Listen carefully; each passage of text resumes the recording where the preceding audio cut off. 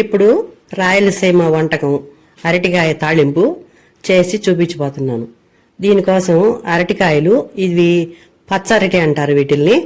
ఇవి ఎక్కువ ముదరకూడదు, అట్లా అని చెప్పి ముదిరిపోయి ఉండకూడదు. 3 వంతుల కాయ ముదిరిని తెచ్చుకుని చేసుకుంటే చాలా బాగుంటుంది. ఈ తాళింపుకి ఈ పచ్చరటికాయలే టేస్ట్ బాగుంటాయి. కూర అరటికాయలు అంత బాగుండవు. కూర అరటికాయల్ని బొంతరటి అంటారు ఇక్కడ, వీటిల్ని పచ్చరటి అంటారు. ఇవి ఇప్పుడే చేలో నుంచి కోసుకుని వచ్చారు. ఇవి నా 3 జీవులు అంటారు. జీవులు అని ఇక్కడ అంటారు, హస్తము అని వేరే ప్రాంతంలో అంటారు. ఇవి కాయలు కోసుకొని కర్ర గారుతుంది. వీటికి కర్ర అవి బట్టల మీద పడితే చాలా అసహ్యంగా తయారవుతుంది. వదలను కూడా వదలదు, ఉతికినా కూడా పోతుంది. చూడండి కర్ర ఎట్ట గారుతుందో. కాబట్టి జాగ్రత్తగా వీటిల్ని కర్ర కాకుండా పెట్టుకొని కోసుకొని కాయలన్నీ ఒక పాత్రలో పెట్టి నీళ్లు పోసి ఉడకబెట్టుకోవాలి.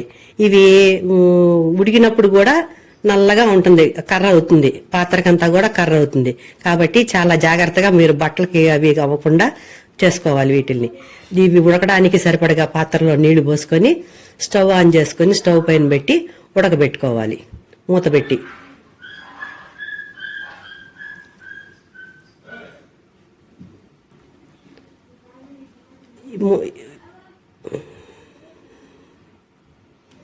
ఇప్పుడు చూద్దాము కాయలు ఉడికి నీళ్ళంది ఎట్లా తెలుస్తుందంటే, కాయ పట్టుకొని చూసి ఒలిస్తే తోలు ఊడొస్తుంది. లేదు నొక్కి చూసినా కొంచెం మెత్తగా సాఫ్ట్గా ఉంటాయి. అట్లా చూసి తెలుసుకోవచ్చు కాయలు ఉడికినాయి అని. ఇంకా స్టవ్ ఆపేసి కాయలన్నీ వేరే ప్లేట్లోకి తీసుకోవాలి. చెయ్యి కాలుతా ఉంటుంది, జాగ్రత్తగా తీసుకోండి. నాకు వేడి పట్టుకోవడం అలవాటే కాబట్టి నేను ముందు పైన అన్ని చేత్తోని తీశాను. తర్వాత నీళ్ళల్లో ఉన్నాయి తీలేక అట్లా పట్టకారతో తీసుకున్నాను కాయలన్నీ కూడాను. ఆ నీళ్లు చూడండి ఎంత నల్లగా అయినాయో. అంత కర్ర అంతా అట్లా వచ్చి నీళ్లు నల్లగా తయారవుతాయి. కాబట్టి పాత్ర కడుక్కునేటప్పుడు కూడా నూనె పూసి కడుక్కుంటే క్లీన్ గా వస్తుంది.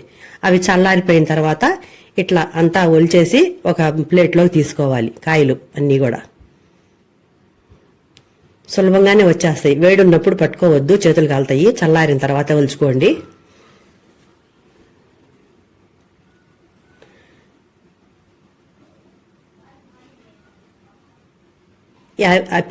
ప్లేట్లకు కూడా అంతా బంకగా జిడ్డుగా ఉంటాయి. అన్ని నూనె పూసి కడుక్కుంటే నీట్గా వస్తాయి. తర్వాత కాయల్ని ఇట్లా వేళ్లతో నలుపుకోవాలి. ముక్కలు వేయడం అదంతా అవసరం లేని పని. ఇట్లా వేళ్లతో నలిపేస్తే బాగుంటుంది. కొంతమంది ఏం చేస్తారంటే అట్లా కాయలు ఉడకబెట్టకుండా పైన తాట తీసి ముక్కలు కోసి ముక్కలు ఉడకబెట్టుకుంటారు. అట్లా కూడా చేసుకోవచ్చు, ఇట్లా కూడా చేసుకోవచ్చు. 2 రకాలుగా చేసుకోవచ్చు. నాకు ఇది సులభంగా ఉంటుంది ఈ పద్ధతి. ఇప్పుడు ఆ కూరలోకి వేసే పొడి కోసం వేరుశనగ పప్పులును మంచి పప్పులు అంటారు ఇక్కడ కడప జిల్లాలో. పుట్నాల పప్పు అని ఇంకొకసారి అంటారు, వేయించిన శనగపప్పు అని కూడా అంటారు. అవి వేసుకొని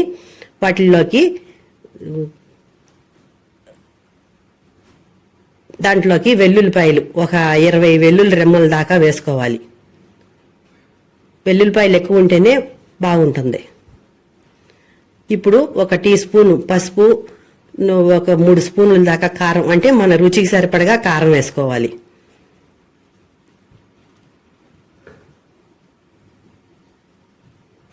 పసుపు మళ్ళీ ముక్కల్లో కూడా వేస్తాం కాబట్టి దీంట్లో 1 టీ స్పూన్ వేస్తే సరిపోతుంది. సాల్ట్ కూడా కొంచెం తక్కువే వేసుకోవాలి. పొడికి పట్టేదానికి వరకే సాల్ట్ వేసుకోవాలి. ఇది మొత్తాన్ని గ్రైండ్ చేసుకోవాలి, పొడిలాగా గ్రైండ్ చేసుకోవాలి. మిక్సీ వేసేటప్పుడు ఆపుతా గ్రైండ్ చేస్తే పొడి బాగా పొడిగా వస్తుంది, ముద్దగా లేకుండా. ఇట్లా చూసుకొని కలుపుకొని నల్లగంద అంతా కలుపుకొని మళ్ళీ మిక్సీ చేస్తే అంతా మెత్తగా పౌడర్ లాగా అయిపోతుంది. ఈ విధంగా ఉంటుంది. ఇప్పుడు స్టవ్ ఆన్ చేసుకొని స్టవ్ పైన ఒక పాత్ర పెట్టుకొని ఒక 2 గరిటెలు నూనె. ఎక్కువ నూనె పట్టదు దీనికి కూరకు. రాయలసీమ కూరలకి ఎక్కువ నూనెలు మసాలాలు వాడరు. ముందు కాలంలో వాడేవాళ్ళు కాదు. ఇప్పుడు కాలం కొద్దీ అన్ని మార్చేసి వేరే రకంగా తయారు చేస్తున్నారు. దీంట్లోకి ఒక 4-5 వెల్లుల్లి రెమ్మలు తుంచి వేసుకోవాలి. వెల్లుల్లి రెమ్మలు అట్లా వేస్తే అవి పటపట అని పగిలి మీదకి వచ్చి పడతాయి. కాబట్టి తుంచన్నా లేకపోతే నల్లగొట్టుకన్నా వేసుకోవాలి. అవి కాలిన తర్వాత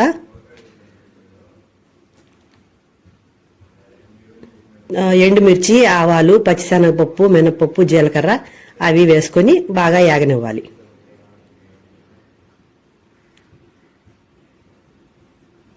అవి వేగిన తర్వాత కరివేపాకు కూడా వేసుకోవాలి. కరివేపాకు కూడా కాలిన తర్వాత బాగా వేగిన తర్వాత మనం ముందుగా ఉడకబెట్టి నలిపి పెట్టుకున్న అరటికాయ ముక్కలు దాంట్లో వేసేసుకోవాలి. ఇవి ఒక 2 నిమిషాలు బాగా కలుపుతా వేయించుకోవాలి.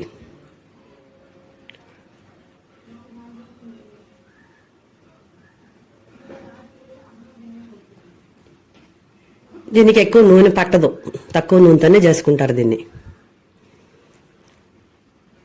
అది కొంచెం సేపు బాగా వేగిన తర్వాత దాంట్లోకి 1 టీ స్పూన్ పసుపు, ఇందాక పొడిలో వేసాం కదా కాబట్టి ఇప్పుడు 1 టీ స్పూన్ పసుపు వేస్తే సరిపోతుంది. పసుపు వేసి బాగా కలుపుకోవాలి.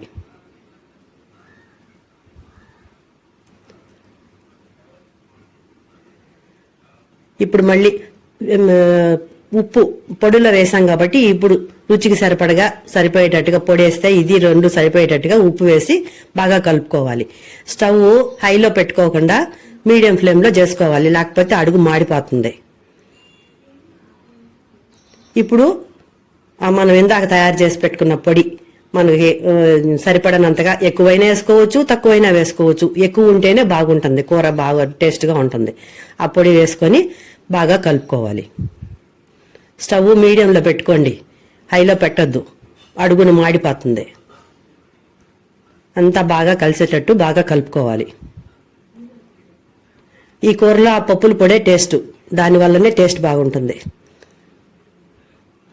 మిగిలిన పొడి కూడా వేసేసి అంతా ఒకసారి వేసుకోకుండా కొంచెం కొంచెం కలుపుకుంటా ఉంటే బాగా కలిసిపోతుంది. ఒకటేసారి వేస్తే అంతా ఒక చాటబడి ముద్దగా అయిపోతుంది, ముక్కలకంతా పట్టదు. కాబట్టి కొంచెం కొంచెంగా వేసి కలుపుకోవాలి.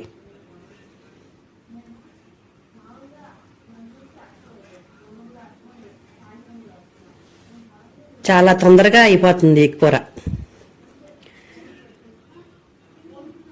రెడీ అయిపోయింది. ఇది సాంబార్లోకి, చారులోకి, పప్పులోకి సైడ్ డిష్గా బాగుంటుంది. పిల్లలు స్నాక్స్ లాగా కూడా తింటారు.